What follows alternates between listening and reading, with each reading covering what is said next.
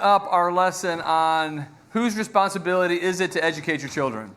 It's a cultural issue that I think is important for us to talk about. A lot of people here are making that decision. A lot of people have kids in school and they might need to reevaluate their decision. A lot of people might have some questions for those of us who have already raised our children, and as far as how we chose to educate our children, the goods, the bad, and the ugly. And I think one of the things we want to make sure that we can take a cultural issue like this that may have politics being part of it and learn how to exclude the political part of it and just have a discussion with people on the topic itself. That way you're not hostile with your friends as you're not arguing about anything. You can just have a nice, reasonable discussion, well educated on these topics, and it maybe will not come to a position where you and your friends don't like each other anymore because you have different political views. So let's go ahead and have a word of prayer. God, we thank you for loving us. We thank you that you have brought your Son into this world and he died on a cross for our sins. We thank you for all the examples we have in your scripture, and we thank you for the people that you put us with in this life. We know that you love us and that you want us to be together and you want us to help one another. Help us to hold one another accountable to doing what you have specifically put out in your word is right and wrong. Help us to give latitude in moments of judgment and not to judge one another, but help us to support one another. We want to be a good support system to one another as we help one another get to heaven and we help the kids of this congregation. We love you so much, and we thank you for PSD. We thank you for our relationship. In Jesus Christ we pray. Amen. All right, so one of the things I'm going to do right now is I'm going to go ahead and cover some things that I want to make sure I get said before I let you guys start doing all the talking. I want you guys to feel free to share what you learned in your experience, whether in your education growing up or what you learned while you were educating your children or what you're seeing as your grandkids are getting educated. Things are changing so fast. So what school was like even when we raised our kids is different now, and it's a lot different than what it was like when I went to school. The options that are available now to educate your children just keep multiplying, it seems like. And so there's not, my mom never thought twice about how I was going to get educated. It wasn't really an option. It wasn't a choice. It was just, hey, you live in this school district. When the bus comes by, you get on it and you go to that school. But her options were, how am I going to participate in that? And how am I going to be involved in his education, in my sister's education, as they are going to that school? Remember, we talked about you are, regardless of what method that you choose for your kids to receive a secular education, you're still the superintendent of their education, and the secular education is only a part of it. And it's not necessarily the most important part. So you have all kinds of elements that go into this education, whether it be their moral convictions, work ethic, it's their spiritual lives. There's just a whole bunch of things that go into their education, and secular education is a part of that. But even with education, secular education, you're still in charge. You're still the one that is responsible. And so I think that's an important thing to know. So here's a couple things. Remember that the goal is for our children to spend eternity with God. So no matter what happens with their secular education, the main goal for all of us, and I guarantee you, at the end of your life or on Judgment Day, if your kids are in heaven, you won't care one bit about how they were educated or how many friends they had or how much money they had. You'll just be glad they're in heaven. And that's our goal as we deal with all of the education choices that we have. Second, don't be stubborn or prideful. And don't communicate in stubborn and prideful ways. Some people really struggle with their decisions in general, and they need to be able to proceed with whatever decision they make with confidence. Unless it's a sinful decision. If they make a decision after well thought out time, and it's not a decision that you would make, don't talk, the way I chose is the only way to educate your children. And that's going to make people feel bad. It's not going to make them feel supported. It's going to make them feel judged in their decision. So make sure that we understand that. Be willing to reverse course and make adjustments if needed. It's about the future of your children and not your abilities or your decision-making prowess. Always remember, things are changing constantly. And so just because you know what the options were 10 years ago, doesn't mean you know what the options are for people today. We don't want to be people that speak with confidence, speak ignorantly with confidence. Those people drive you nuts, right? They just are the most confident people in the world, but half the stuff that's coming out of their mouth makes no sense. They're not informed.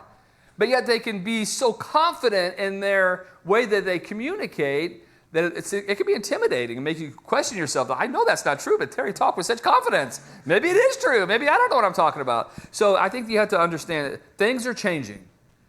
Continue to educate yourself, which is the next point I have here. Reevaluate. Reevaluate at the end of every school year. Before the next year comes up, just say, hey, all right, here are my options. What am I going to do this year? Things may have changed. Things may have changed with your family. We had to make decisions when we moved here. Things were different now. We have taken Peyton away from his friends. We've taken Peyton away from, and Shelly's going to have to start working more. What are we going to do? So even at the end of our time in Indiana, Peyton spent 1 year in a private school, and then here he went to a public school. So your situation might change. Make the best of that, whatever it is. You might have to, because of certain circumstances, whether it be a particular teacher or an administrator or whatever the case may be, you may have to pull your kids out of the school that they're in right now and put them in a different school or homeschool them or whatever the case may be. And it might be temporary as you make things go, but just reevaluate. Understand that your information and your life experiences are incomplete. So if you don't send your children to public school, you don't know what that school's like, chances are. You don't know what that particular teacher's like. Your kid it might be the best school district, they might have the best teacher in the world, and you're just not informed about that. So you have to give leeway. We got to trust, we have to give one another benefit of the doubt. We all want what's best for our kids. And so if someone makes a decision, support that, don't back it out, and don't talk as if you know things that you don't know. Be humble and realize, I don't know everything. I don't know everything about homeschooling. If I didn't homeschool, I never experienced that. I need to ask some questions. I don't know anything about private school. I've never sent my kids, see what I'm saying? Just continue to be humble and to expect the best of other people and that they're making the best decisions they can. It's everyone's responsibility to make the decision what's best for their family. Always make sure you're prioritizing your children's needs over your preferences. I think it's very important. If your kid needs a particular part of he's not thriving where he is or she is, or maybe the kids aren't being nice to him, or maybe the teacher isn't very good, whatever the case may be, that family has to make a decision. What am I going to do in this situation? They have all the information. Let them make that decision. Here's a big one, because this is sort of where I am right now. I texted all my kids this week. I'll tell you this. I don't think anyone can raise 4 children without one of them or 2 of them or all 4 of them resenting something you did. I mean, you did something. It might have been you didn't buy them the right birthday present when they were 7 years old, and they keep that on it. I wanted this, and you bought me this. There's going to be some type of, they may get over it. They might not be holding that resentment right now, but at some point, there's going to be something that you've done that they don't agree with, and they're going to be upset about that, and they're going to hold some resentment. You're not going to escape parenthood without that. I did ask them all several months ago, do you resent being homeschooled? And they all said no, so I take that as a small victory. I texted them again this week, and just the pluses and minuses, and I could share some of those with you. If you homeschool your kid, getting them ready to meet deadlines when they go to school is something you have to be mindful of, because mom has said, all right, you can turn it tomorrow. You can turn it tomorrow. Professors aren't doing that. So how to bridge that gap, you got to think about that. We had our kids take classes while they were still in high school, at college if they wanted to. That way they got used to that. Somebody else holding them accountable. And the girls who finished college, they both finished in 4 years. And they did say the first semester or 2 was a little transition. But once they got their feet under the ground, they were able to make things going, because they had an education. They knew what they were doing. They knew how to write and read and all that good stuff. And it wasn't like they went in behind schedule. And neither one thought they went in behind anything. This is the point. Don't be offended if your children make different choices than you made. And that's what I wanted to make sure all 4 of them know. Hey, this is what we made for you based upon the information we had at the time. We did the best that we could. If you decide something different, don't feel like you have to even worry that mom and dad are going to be upset or be offended that you decided to educate your kids differently than we educated you. Your life experience is different. Your opportunities that you have might be different than what we had. So make sure that your kids know that. And that's an important aspect of it. That when you're telling your grown-up kids, you're your own people now. We raised you the best that we could. We're going to support you in the decisions that you make unless they're just sinful. And so you have some judgment. If you ask for I have this one on here somewhere. Consider your family dynamic in making the decision. It's not all about the kids. It is primarily about the kids. However, it's about the family too, because your decision is going to affect everyone in the house, including you and your wife or you and your husband. All of you are going to be affected by this. So if your situation doesn't fit well with this particular form of education, even though one of your kids might thrive there, you got to figure that out, because you're still a family and all of you are going to be affected by this. We might get in this when we get into some of the stereotypes. Don't discredit a method of education based on anecdotal evidence. In other words, that person I went to private school and he was a snob. And that person was homeschooled and he lacked social skills. That person went to public school and they were troubled all the time. So don't want to do that. I think that we're getting in a very dangerous idea there. And then, don't give unsolicited advice.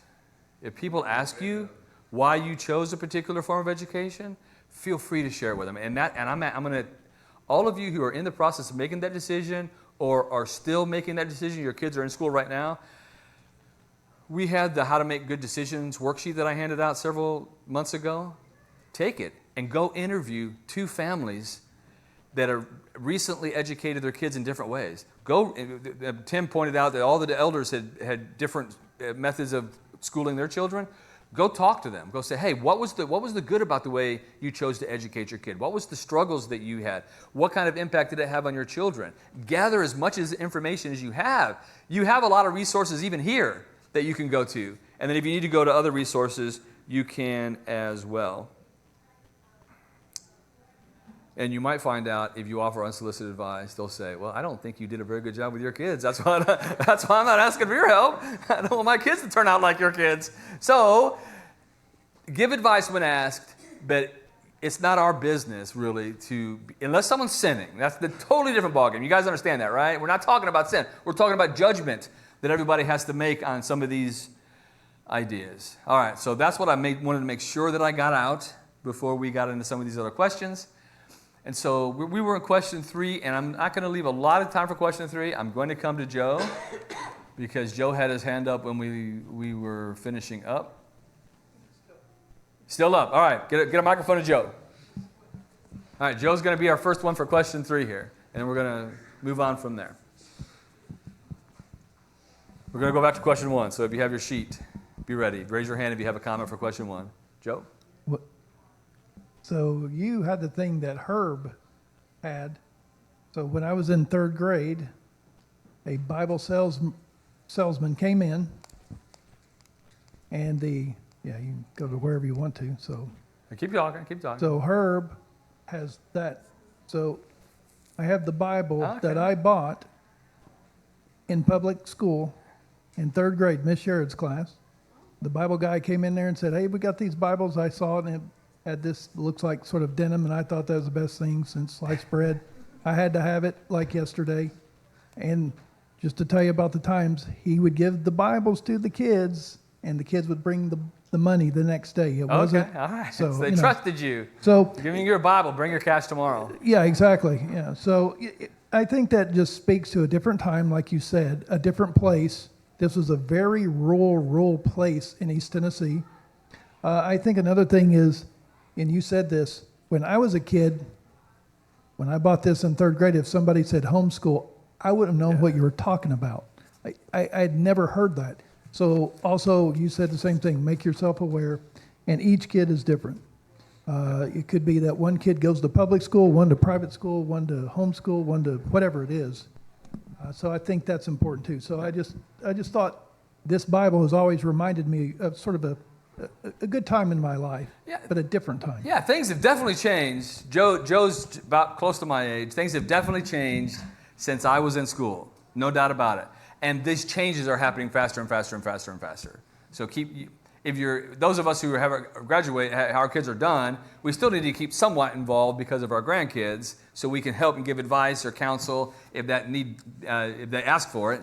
But those of you who are raising your kids right now, you have a tough job ahead of you, but you have a whole bunch of people here to help you. So the question number one, let's go back to that one. And first, I don't know that this is on your question sheet, but what is a good working definition of education? You guys think of anything? Well, education, what does that mean? I have several here. The process of acquiring knowledge, skills, values, and habits through teaching, training, study, or experience aimed at intellectual, moral, and personal development. Education is a lifelong process of gaining knowledge, skills, and values through various forms of learning, shaping individuals intellectually, socially, and morally. The structured or informal process by which individuals develop understanding, abilities, and character to navigate life and contribute to society. So there's a lot of, it's basically, my dad used to joke sometimes, I think it was a joke. He said, I learned you something. Of course, that was just the Alabama way of saying that. He taught me something, right? He educated me. I learned something. That's what education is. It's not, there's a formal element of it, but there's informal elements as well that you learn day by day. Every one of you, in one way or another, is a homeschooler. That's what God says, right? Educate your kids at home. And you educate them, maybe not formal education, but you educate them in the things that matter the most. And so all of us educate our kids at home. Now, this is something that really struck me is the purpose of education. I had like a one-sentence purpose of education, and it was real similar to the purpose of business. What's the purpose of business? Any business, what's the purpose of business? Make money, right? If a business doesn't make money, what's the point? It doesn't serve the purpose. And if you can't make money in that particular business, selling that particular product, or doing that particular service, you got to find another service, another product. You want to make money at the core value. Excuse me? Make money for the owners, for all the owners. Yes, the owners. That could be stockholders. Yes, all right. So if you're All right, time out. This is not that's a distraction. Let's get back to education here. So what is the purpose of education? I would say this. The purpose of education, when I started studying this for delivering this year, I would say the purpose of education is to get kids ready to go out to make a living. And like college, you always have that thing in college. If my son were a professional or a college athlete and they were getting ready to possibly be drafted professionally and they could make $10 million a year, it would be a no-brainer to me to say, get drafted, make the $10 million a year, because that's why you're going to college for anything. You're going to college to learn something so that you can go out to earn a living for your family. You go to trade school to learn a trade so you can go out and earn money for your family. Back in the old days, your father taught you how to be a carpenter so you could go out and work, make money for your family so you could provide your family with the necessities of life. That's a part of it. Throughout history, it has been used for many reasons. And sometimes in history, education was used to keep people in their place. Right? So we only want the elites educated to know how to read and to write and to give speeches and to talk in ways that people can understand, because we want to make sure that those who aren't elite know their place and they don't bridge that gap. Fortunately for us, that has gone out of the way. We want everyone to receive a basic education, no matter what in our society, and that's better. And literacy is obviously way up than it used to be. So, anybody else have anything about just the basic definition of education or why the purpose of education? I think it still has an idea of getting a kid ready. If your kid goes through 4 years of college and has $30,000 or $60,000 worth of debt, and they don't have the skill to make money based upon that, I think that education has failed. They don't have what they need in order to make money and provide for their family, and they have all this debt. To me, that was a failure. So you have to be careful. Carrie? Outside of just making a living and money, to be productive members of society. So I feel like there's so much from when I was working at Stetson, like liberal arts college, a lot of the things that they were focusing on too were like how do you communicate well with others? How is your critical thinking? How do you solve problems? How do you work together? How do you Yeah. work through these things? So outside of just the money part, which is a big part of it, but I feel like there's a lot of that in like high school, middle school, like K through 12 as well, as like when you have to do those assignments that the kids are like, I don't know what this is and how this is applicable and why do I need to count these things or solve this problem. But a lot of it is to just being able to overcome difficulty and be able to work through things in the face of something that's challenging. Yeah. But that can help them be better to those in the world around them. And that's, remember we talked about education is really broad, and a lot of it is done at home. You're going to learn some kind of work ethic in school or not learn work ethic in school, but ultimately, who's responsible for teaching your kids work ethic? You are. That's your responsibility. Who's responsible for teaching your kids critical thinking? You are. And the bottom line is this: if your kid is not learning math in public school or private school or whatever, or homeschool or a combination of it, whose responsibility is it to make sure your kid learns how to do math? It's yours as their parent. So there is an element of, at the core, they need to be able to make money when they get out, but you want to provide them, they want to be good citizens too, and they want to be able to have good relationships. A lot of that is done at formal education, but it's also done informally at home. So I think that's important to know. Matt? You touched on it Sunday, but there's a spiritual aspect. We're not going to have a hard time spreading the gospel if we can't interact with people from different backgrounds, understanding different philosophies and ways of thinking and cultures and things. So it'd be able to speak clearly at some level. You don't have to be a great orator, but a well-rounded citizen makes a well-rounded light too. So Yeah, absolutely. I agree. I think Herb had something, and if no one else will move on. You were away from that. All right. So I think all those things are definitely true. It's more than just making money. Making money, if you've gone through school and you can't have a job to make money, that's been a failure. But if you go through school and know how to make money, but you're not a good person, that's also a failure. So there's a lot of elements to that. So I've talked about that one. Question number 2: what do you think are the most important factors in choosing an educational path for a child, and how might those be different for each family? Will's going to get a microphone to Phil. I'll tell you this. Most of you probably maybe not considered this, but when Shelly and I decided to homeschool for a couple of reasons. One, when we were in Houston, it was a good school district, but some of their vice principal and a teacher that went to church with us, they were homeschooling. So that, because we never thought about it before. Why would we ever homeschool? Shelly and I were homeschool. So we started thinking about, why are you doing that? And they would explain why they're doing it. Their kid wasn't getting the proper attention that they needed. Their kid had some issues, and that the school wasn't providing that for them. And that got me to think. I read a book by James Dobson. It was How to Raise Boys. And one of the points that he made was keep your boys out of elementary school as much as you can, if you can, because elementary schools are for girls.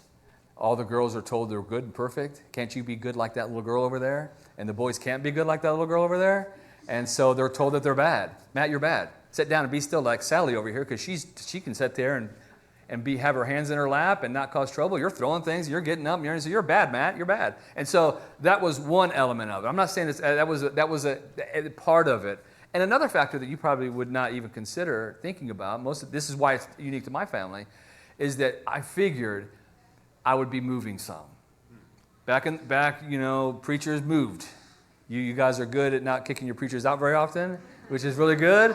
But a lot of churches, and life situations change, right? I might have to leave here one day, and when I knew that probably was going to move with young kids, and I thought it would be more stable for them. Shelly and I did. It would be more stable for them than having to go to new schools all the time if their education was being handled consistently through that entire time. And that may not be an issue for you, so you don't have to consider that. All right, Will? I have no idea if you would consider this a factor, but I consider it personally more a risk that you have to keep in mind. Lately, as the LGBTQ plus community grows, they're also starting to culturally infiltrate the education system, and stories like that pop up on my feed all the time, where a teacher is trying to indoctrinate and make their class all about pronouns instead of what they're teaching. Yeah, for sure. And it would be the parents' responsibility to find out if that's happening in their school. And if that's happening in their school, they're going to have to make the proper adjustments. It may not be happening in their school. and it may not be happening with their particular teachers. And so that's definitely a factor, though. If it is happening in a particular schools, I think most of us probably would be if we lived in certain areas of the country, we might make a different choice than we make living in the area that we live in as far as our education goes. All right, so we've already done a question 3, so question 4. All right, this is the one that was tricky here. So stereotypes. So what I'm going to do this is how I'm going to do it. I'm going to let the homeschoolers, anybody who's homeschooling, they can talk about how they feel. The people view them as homeschoolers, the stereotypes that they place on it. So how many of you have or are homeschoolers, parents? All right, we have a few. So we're going to share with you how we feel people perceive us. Okay? Anybody want to go on? Because I have a list back here. Any of you homeschoolers? You don't want to make a comment? All right. Linda has one. I hate that microphone. I was public schooled, and Piper actually started in public school. But when we moved down here, we decided homeschooling was a good opportunity for us. And we got a lot of the, how do you know she's going to be on track? And how do you know she's going to be, socialized enough? And how do we know she's going to meet the standards that, the state requires and everything like that? So let's just stop there for a second. So, hey, if you're homeschooling your kids, they are going to be the oddest people in the entire world. They're not going to get any social interaction, and they're going to just, someone's going to talk to them, and they're just, you talking to me? And that is one. We said don't judge based upon a few people that you might know, right? I think we successfully navigated that. We knew that was a possibility. We navigated that by making sure they were playing sports, making sure they were in co-ops, making sure they had a good group of people at church. So we were able to navigate that. My kids get all the time that people will find out when they're in college and stuff, they were surprised that you were homeschooled. And so that is something, though. The other is your kids aren't going to get a good education. I mean, there's no way. Those are professional educators. You're not a professional educator. There's no way your kids are going to get an education. Well, statistics don't bear that out, for one. And are there some kids that are homeschooled that don't get a good education? Absolutely. We talked about that unschool movement. That's ridiculous. You're just letting your kids learn however they want. So there are some, but those are some of the ones. Or you don't want to be a light. You don't want to be a light to the world. Well, what I say about that is there's a lot of ways to be a light, and there's a lot of worlds to be light too. All right, just because you don't send your kid to public school and you might not be a light to public school, the homeschool world is a community and they need light too. A private school is a community. They need light too. And so whatever you choose to do, you got to make sure that you are teaching your kids to be lights into the world and not isolating them from the rest of the world. That's not helpful to being a good, productive member of God's kingdom if we're isolated to the point where we're not around people or we don't know how to interact with people. So we did that. Shelley and I taught classes together. She taught a lot without me. I taught public speaking in our co-op. I did a 5-minute devotional every day before our co-op started where I told Bible stories. We taught our spiritual heritage together as a class. We had parents come up to us and say, you know what, my kids have learned more in this class this semester. They've learned at church their entire life. And that was us trying to be alive. We had over 100 of our homeschool family come to our Bible storytelling days when we did them up there. In the church we were just left from, we started a homeschool basketball team.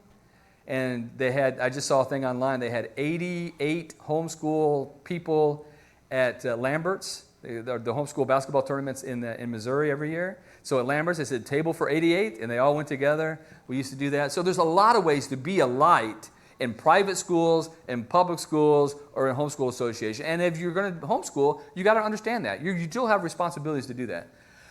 All right, so let's go to private school. Private school people. We have a lot of private school people here. I don't know if any of you want to talk or not, but what do you perceive any kind of stereotypes pointed in your direction as private school people? If not, I'm gonna have to make them up. All right. All right, Mike has one. I found that some people thought you were elitist if you were sending your kids to private school. Okay. That you think you're better than everybody else. Right. You have money to send Right. you have money to send your kid to private school, then you're sort of an elitist or snob, whatever the case may be.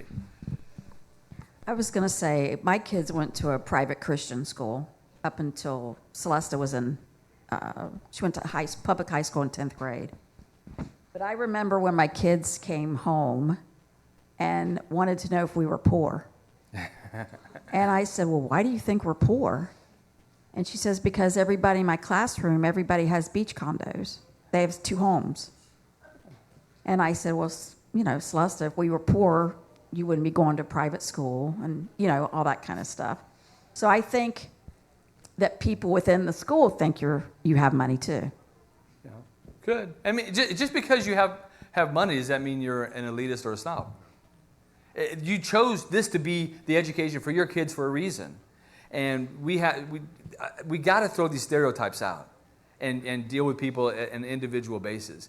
Just because someone goes to private school doesn't mean they think they're better than anybody else, or that they might have some advantages that I think that our oldest daughter might private school. She's either going to private school or homeschool. I tried to get them to all commit to this right now, but they wouldn't.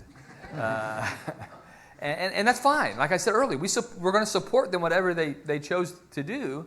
So I think that's those, especially as a spiritual family, we have to break down those barriers and not have those kind of things between us.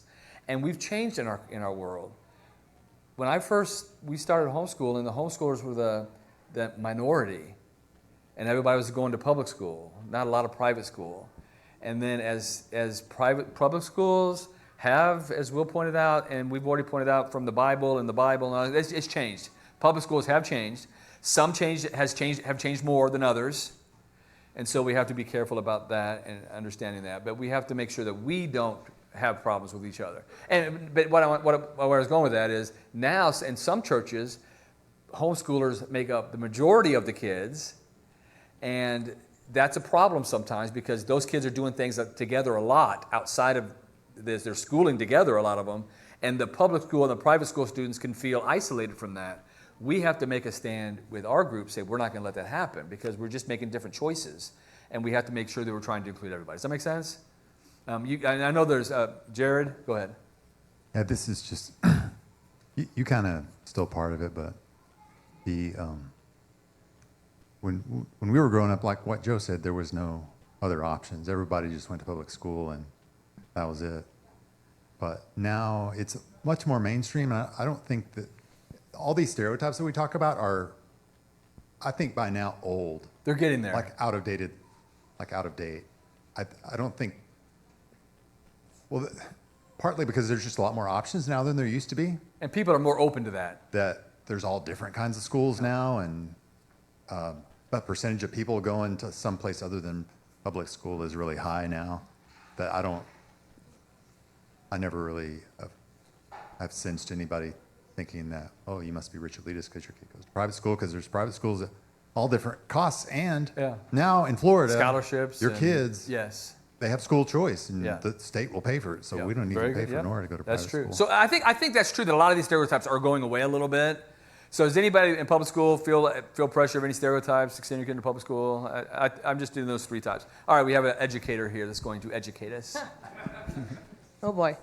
So my brother and I grew up going to public school, and we also grew up in a church where there weren't really any kids. And so that, I wouldn't say that influenced my parents' decision at all. My parents work in the education system, and so that was there was never really another option for us. But I definitely felt like when we would get visitors come through the church, then that's kind of the only interaction I had with other Christian peers.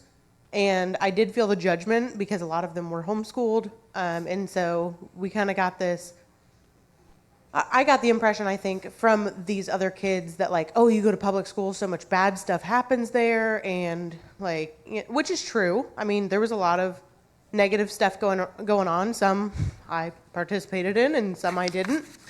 Just being honest. But that I think would have happened wherever I was. Yep. But there was a lot of shenanigans that I stayed away from because I was in different courses. I chose to be really involved. And so there are routes that you can take, that I think that people aren't aware of. And I also was able to be a light, like you were mentioning, to some. Now, obviously, I work in the system, and that has, and it's changed too. I mean, I've been graduated for a while now, and so a lot has changed. And so my view on education as a whole has changed. But going to stereotypes, I think that they are kind of phased out, but you have to be willing to educate yourself, because Yes. all I ever knew about private and homeschool growing up was those are the weird ones, they're unsocial, kind of all those stereotypes. Yeah. And then when Ryan and I moved here to PSD and we started talking to families about homeschooling, we started interacting with the kids, and I'm like, wow, these are some of the most well-adjusted kids, most normal, and can interact with adults and different things, and I never saw that. Yeah, and that's one thing that I want this to do. I still have 4 minutes, right? 3 minutes? 3 minutes, all right. So that's one thing that I want a class like this to do. We all have choices to make. And if you don't think you know everything about the choices you didn't make. So ask people for input. What was it like to homeschool your kids? What's it like to go to public school today? What is it like to go to private school? And those of you who are still making the decision, I challenge you, get the decision-making sheet out and go interview 2 families that have done it different ways, several different people. I think that'll be helpful. All right. So I've asked some people, some of the teachers that are in the classrooms that aren't able to be out here, some things that they did to make sure that they were superintendents of their kids' education. To go to private school, support your teachers. Know your teachers. Public school, I mean. If you send your kid to public school, you're responsible for their education, what they're learning and not learning, and the influence that's happening to them. So know their teacher. Don't just send your kid to public school and don't know the teacher. And have direct, open communication with that teacher. There's even, I don't know that I have permission to share who this was, but that there was, they asked the teacher, can you explain to my kid that God is watching them? And the teacher says, as long as you give me permission to do that, I can do it. So in other words, bring that in to the teacher. If my kid's causing problems, remind them about God. And that was communication. If you just send your kid to public school and don't know the teachers, and the other thing that was pointed out, if you're having a problem with your particular kid in their class, talk to the teacher. If it's something that's bigger than that, school-wide, go talk to the principal and go talk to the administrator there. Just be involved. Showing up is half the issue, so make sure. My mom showed up all the time. She was at school, every field trip, she was there. I'll share this with you in the spirit of sharing ourselves with one another and being vulnerable. When I was in school, I didn't do very well in elementary school. My mom knew that she was responsible. And I had 2 summers I was tutored just to get caught up. And I went to speech therapy. Outside of when I was in elementary school, I had a speech impediment. I went to speech. Who did that? My mom. I went to public school, but she knew that she was still responsible. So she says, you're going to learn this stuff, sort of what Phyllis was telling us about her mom, that you're going to learn this stuff. I don't care what the teachers say, it's your responsibility. My sister sent her kids to public school, had to buy a math book. How many of you public school teachers have to still teach your kids too? So I think that's important. I have so much more I want to say.